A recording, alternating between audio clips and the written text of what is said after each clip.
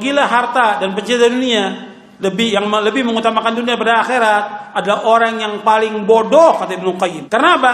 Dia lebih mengutamakan khayalan daripada kenyataan. Yang khayal yang mana? Dunia. Yang nyata apa? Akhirat. Lebih mengutamakan tidur daripada terjaga. Lebih mengutamakan bayang-bayang yang segera hilang daripada kenikmatan yang kekal. Lebih mengutamakan rumah yang segera binasa daripada tempat tinggal yang kekal. Menukar kehidupan yang abadi, yang nyaman dengan kehidupan yang tidak lebih daripada sekedar mimpi atau bayang-bayang yang segera hilang. Sesungguhnya orang yang cerdas tidak akan tertipu dengan hal-hal semacam itu. Ibnu Qayyim bawakan rahimahullah dalam kitabnya Uddatus Sabirin wa Dhakhiratus Syakirin. Ibnu Qayyim juga mengatakan dalam kitabnya yang lain, dalam kitabnya Ighathatul Lahafan min Masaidi Syaitan, beliau mengatakan muhibbud dunya la yanfaqu min thalathin hamun lazim wa ta'abun daim wa hasratun la tanqadi. Pecinta dunia tidak akan terlepas dari 3 hal: kesedihan, kegelisahan yang terus-menerus, yang kedua kecapean, keletihan yang berkelanjutan, dan yang ketiga penyesalan yang tidak pernah berhenti. Jadi orang yang beriman dengan iman yang benar, berakal waras, maka ia tidak cinta kepada dunia dan tidak mau disibukkan dengan dunia. Tidak suka dengan kedudukan dan jabatan, karena kecintaan manusia kepada jabatan atau kepemimpinan akan membawa kepada kerusakan. Syekhul Islam Ibnu Taimiyah rahimahullah mengatakan yang demikian bahwasanya cinta kepada kepemimpinan, kedudukan, jabatan merupakan sumber kejahatan dan sumber kezaliman. Perhatikan, ini dari Majmu' Fatawa juz yang ke-18 halaman 162. Antum perhatikan di sini.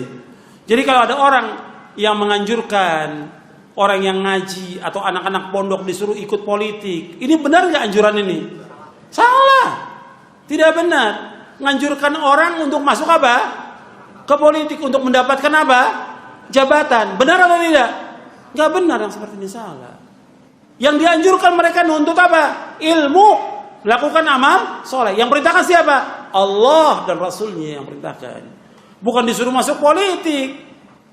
Apa orang dengan masuk politik dia sempurna? Tidak. Setelah dia masuk gimana? Yang tadinya udah masuk, dikasih oleh Allah dia iman, dikasih ilmu, dikasih masya Allah segala macam, masuk politik, habis tuh semuanya, imannya juga rusak. Nyata nggak? Nyata. Yang tadinya berjenggot, dia cukur jenggotnya. Yang tadinya dia punya sikap masya Allah tegas dia dalam yang halal haram, begitu dia masuk udah nggak tegas lagi. Yang tadinya dia barok pada orang kafir, nggak barok lagi pada orang kafir. Jadi teman dekat dia. Yang penting bagi dia nggak ada musuh yang abadi. Bagi orang politik nggak ada musuh yang abadi. Yang ada apa? Kepentingan yang abadi. Nggak ada musuh abadi dan nggak ada teman yang abadi. Dalam politik yang ada apa? Kepentingan yang abadi. Kalau ini penting, hatta tadinya teman yang baik bagi dia, disingkirkan sama dia. Kenapa? Nggak menguntungkan. Dicari sama dia yang menguntungkan dia. Ini rusak atau tidak ini? Rusak. Yang Nabi khawatirkan kepada sahabat yang mulia, Abu Dzar apa? Apa? Jabatan. Abu Dzar termasuk minas sabiqinal awwalin, yang dijamin dengan sorga.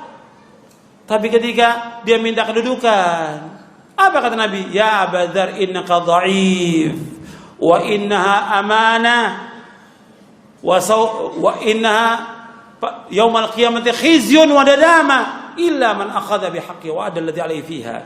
Kata Nabi kepada Abu Dzar, wahai Abu Dzar, ini amanah. Amanah ini, jabatan kedudukan ini amanah. Kemudian nanti di hari kiamat akan menjadi penyesalan dan kehinaan di hari kiamat, kecuali orang yang mengambilnya dengan haknya dan dia tunaikan dengan benar. Tapi yang segini, yang seperti ini, sedikit yang bisa tunaikan dengan benar. Yang lain dia terbawa. Makanya itu kata Syekhul Islam Ibnu Taimiyah bahwa cinta kepada kepemimpinan, kedudukan, jabatan merupakan sumber apa? Sumber kejahatan dan sumber kezaliman, dan kenyataan seperti itu. Jadi Anda perhatikan itu. Bahkan kalau nasihatnya para ulama, nasihatnya Syekh Albani apa? Minas siyasatil an tarku as-siyasa. Termasuk politik pada zaman sekarang ini, meninggalkan politik. Itu nasihat Syekh Albani. Kita dengar nasihat Syekh Albani atau dengar orang politik yang memberikan nasihat? Syekh Albani, Al-Imam, Al-Allama, Al-Muhaddith, Syekh Muhammad Nasr Albani rahimahullah. Beliau sebagai orang alim, ahli hadis pada abad yang ke-20 ini, Syekh Albani, yang kitabnya ratusan jilid sudah, Syekh Albani. Dia menasihati kita, termasuk politik sekarang ini meninggalkan apa? Politik. Artinya termasuk politik syar'i meninggalkan politik yang tidak syar'i. Makanya jangan menganjurkan orang masuk politik. Jangan masukkan orang ke lubang apa? Ke lubang biawak, ke lubang buaya. Politik ini jangan rusak. Ajak orang ke sorga dengan apa? Nuntut ilmu, melakukan amal soleh, berbakti pada orang tua, jalankan agama, amanah, jalankan ini dengan baik. Agama ini amanah, bukan dianjurkan politik.